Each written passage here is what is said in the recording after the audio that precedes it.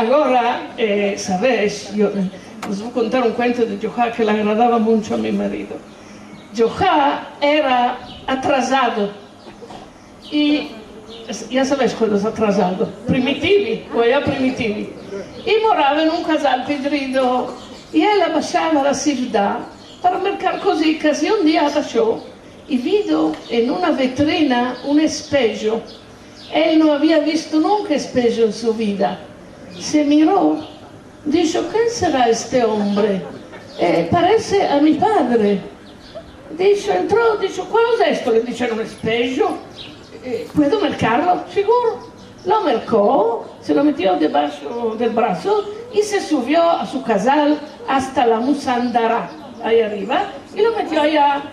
Y cada día tomaba un cabellín y subía arriba, se metía delante del espejo, hacía cara, se reía. Ninguno no sabía nada. Pasó tiempo. La mujer dijo, ¿cuál estará haciendo ahí arriba mi marido? Quiero ver. Esperó que él no estuviera. Subió y ella nunca había visto espejo en su vida. Se miró al espejo y dijo, hijo de un mamzel, ya entendí. Cuando vino el marido, la aferró por acá, le dijo, ¿no te avergüenzas? Tienes una mujer hermosa como mí aquí y estás viendo este cerco que tienes ahí arriba.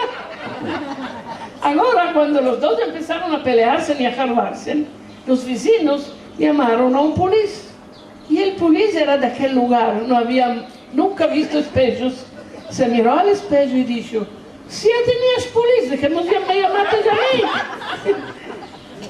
La mujer de Johá tomó el espejo, se fue ante su madre, le dijo, mamá, mira, mi marido tiene enamorada.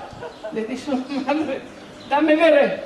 Miró, se miró, dijo, no, hija mía, de una mujer así, no te espantes tú.